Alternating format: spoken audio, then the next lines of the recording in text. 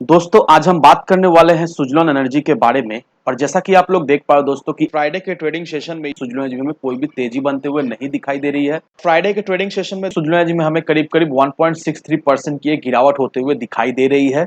अभी के समय में सुजलॉन एनर्जी देखा जाए तो 9 रुपए के लेवल में सपोर्ट बनाने की कोशिश कर रहा है। यहाँ पर आप देख ही पा रहे होंगे दोस्तों कि पिछले 5-6 दिनों से सुजलॉन एनर्जी हमें इसी प्राइस रेंज के बीच में घूमता हुआ दिखाई दे रहा है। तो अभी के आने वाले ट्रेडिंग सेशन में सुजलॉन एनर्जी में क्या तेजी बनते हुए दिखाई देगी या नहीं, ये तो आने वाला वक्त ही बताएगा। क्योंकि हम सभी लोगों को अब तक तो पता चल ही गया होगा कि सुजलॉन एनर्जी का क्वार्टर 3 का रिजल्ट कब है। सुजलॉन एनर्जी का जो क्वार्टर 3 का रिजल्ट वो हमें 9 फरवरी को आता हुआ दिखाई देगा। तो अभी देखा है तो सुजलॉन एनर्जी का डेस्टिनी जो है वो उसका क्वार्टर 3 का रिजल्ट ही तय करने वाला है। जब तक क्वार्टर 3 का रिजल्ट नहीं आता है, दैट मीन्स 9 तारीख तक हम लोग यही देखेंगे कि सुजलॉन एनर्जी इसी प्राइस रेंज के बीच में हमें ट्रेड करता हुआ दिखाई देगा। तो अब क्वार्टर 3 का रिजल्ट कैसा होने वाला है, क्या क्वार्टर 3 का रिजल्ट हमें पॉजिटिव दिखाई देगा या नहीं, तो इस वीडियो के माध्यम से हम लोग यही अनुमान लगाने की कोशिश करेंगे। अब दोस्तों मैं आपको एक आर्टिकल दिखाऊंगा और उस आर्टिकल को देखने के बाद आपको ये क्लियरिफिकेशन मिल जाएगा कि क्वार्टर 3 का रिजल्ट कैसा होने वाला है, क्या सुजलॉन एनर्जी क्वार्टर 3 में प्रॉफिटेबल रहेगा या नहीं। तो इन सारे क्वेश्चन का जो जवाब है वो आपको इस आर्टिकल में होपफुली मिल जाएगा।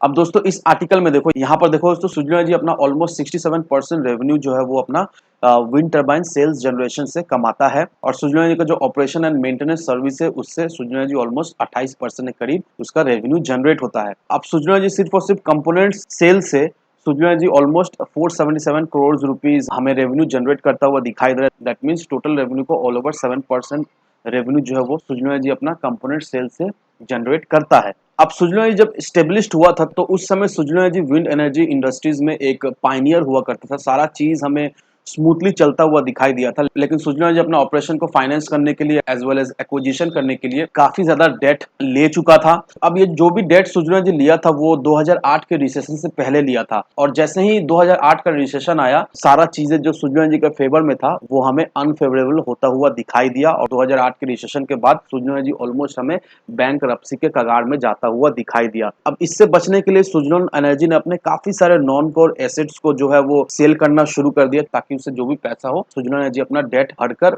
जैसे भी कर कंपनी को बैंकरप्सी से बचा ले। अब इसके लिए सुजलॉन एनर्जी डेट रिकंस्ट्रक्शन भी करता हुआ हमें दिखाई दिया। रेक और इरेडा से ऑलमोस्ट 3000 करोड़ रुपीस का रिफाइनेंस हमें सुजलॉन एनर्जी करता हुआ दिखाई दिया। साथ ही साथ 3500 करोड़ रुपीस का जो लोन डिफॉल्ट था उसके अगेंस्ट में एसबीआई एज वेल एज और भी 16 अदर बैंक्स सुजलॉन एनर्जी के 5% स्टेक्स हमें लेता हुआ दिखाई दिया। अभी कुछ महीने पहले सुजलॉन एनर्जी 1200 करोड़ रुपीस का राइट इशू भी लाता हुआ हमें दिखाई दिया था, जो कि हमें सक्सेसफुल भी होता हुआ दिखाई दिया। और ये जो भी सारा चीजें इनिशियली सुजलॉन एनर्जी ने किया, इससे देखा जाए तो कंपनी अभी स्टैंड कर रही है, कंपनी बैंकरप्ट नहीं हुई। अब जो विंड टर्बाइन जनरेटर्स का जो डिमांड है वो मेनली डिपेंड करता है विंड एनर्जी इंडस्ट्रीज के ग्रोथ में। अब आगे चल के देखते हैं कि विंड एनर्जी इंडस्ट्रीज में किस तरह का ग्रोथ हमें आने वाले समय में आता हुआ दिखाई दे सकता है। अब अगर हम लोग ग्लोबल विंड मार्केट की बात करें तो as per global wind energy council 2030 तक ऑल ओवर ग्लोब में जो इलेक्ट्रिसिटी जनरेट होगा उसका ऑलमोस्ट 24% कंट्रीब्यूशन विंड एनर्जी का हमें रहता हुआ दिखाई देगा। दैट मीन्स ये सेक्टर हमें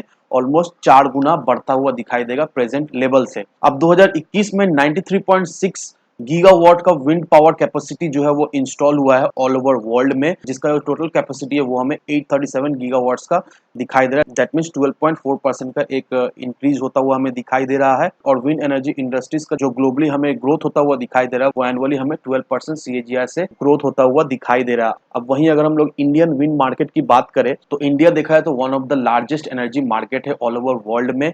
और अब तक का जो इंडिया का जो कैपेसिटी है वो हमें 40 गीगावाट्स का दिखाई दे रहा है। दैट मीन्स इंडिया में जितना इंस्टॉल्ड विंड पावर है उसका देखा है तो अभी हमें 10% ही दिखाई दे रहा है। अब 2030 तक ये जो 40.3 गीगावाट का कैपेसिटी है वो हमें 140 गीगावाट तक जाता हुआ दिखाई देगा। जिस तरह से गवर्नमेंट प्लान कर रही है, जिस तरह से गवर्नमेंट ने टारगेट सेट किया है 2030 तक, ये हमें 140 गीगावाट तक दिखाई देगा। दैट मीन्स ये इंडस्ट्रीज हमें 2030 तक ऑलमोस्ट डबल होता हुआ दिखाई देगा। अब इंडिया में जो इंस्टॉल कैपेसिटी है वो हमें 2.8% के रेट से बढ़ता हुआ दिखाई दे रहा है। अब वहीं अगर हम लोग सुजलॉन एनर्जी के फाइनेंशियल की बात करें तो सुजलॉन एनर्जी का revenue as well as net profit हमें काफी ज्यादा वॉलेटाइल दिखी है लास्ट फ्यू ईयर्स से। फाइनेंशियल 20 में सुजलॉन एनर्जी का जो नेट लॉस हुआ करता था वो हमें 2684 करोड़ का होता हुआ दिखाई दिया था। लेकिन सुजलॉन एनर्जी का फाइनेंशियल हमें लास्ट 2 सालों से सुधरता हुआ दिखाई दे रहा है।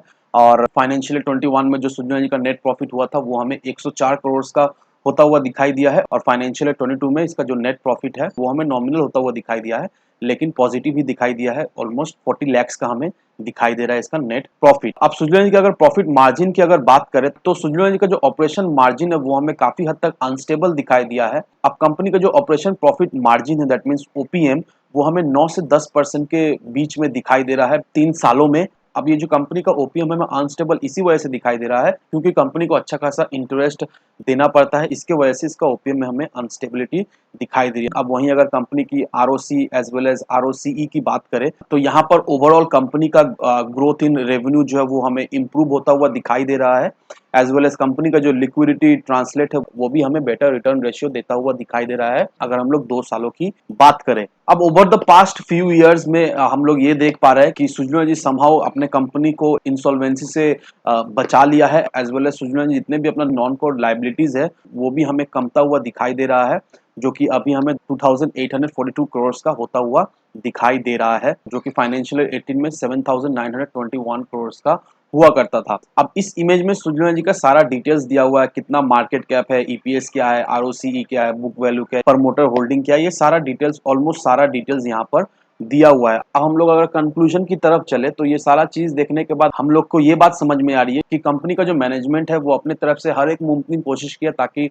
सुजलॉन एनर्जी जो है वो इंसॉल्वेंसी की तरफ ना जाए। और इस आर्टिकल में जो कंपनी का प्रीवियस 3 साल का डेटा जो दिया हुआ है वो सारा डेटा देखकर हम लोग यही एनालाइज कर पा रहे हैं कि सुजलॉन का जो Q3 का रिजल्ट है वो हमें पॉजिटिव दिखाई देगा। और एक बात का ध्यान रखना दोस्तों कि अभी सुजलॉन एनर्जी जो है वो हमें यही प्राइस रेंज के बीच में कंसोलिडेट करता हुआ दिखाई देगा जब तक सुजलॉन एनर्जी का Q3 का रिजल्ट ना आए। और ये जो डेटा मैंने आपको दिखाया है ये डेटा देखने के बाद हम लोग को एक चीज तो क्लियर हो गई है कि इसका Q3 का रिजल्ट अच्छा होने वाला है। और नो डाउट दोस्तों Q3 के रिजल्ट आने तक सुजलॉन एनर्जी में हमें एक अच्छी खासी तेजी बनते हुए दिखाई दे सकती है। तो इन सारे फैक्टर को कंसिडर करो, उसके बाद ही अपना एक इन्वेस्टमेंट डिसीजन लो। लेकिन दोस्तों मेरी आपसे एक ही विनती रहे कि विदाउट एनी डिटेल रिसर्च के बिना कहीं पर भी इन्वेस्टमेंट ना करें। वीडियो अगर आपको पसंद आए तो लाइक से सब्सक्राइब जरूर करना। तो चलिए फ्रेंड्स, मिलते हैं हम अगले वीडियो में।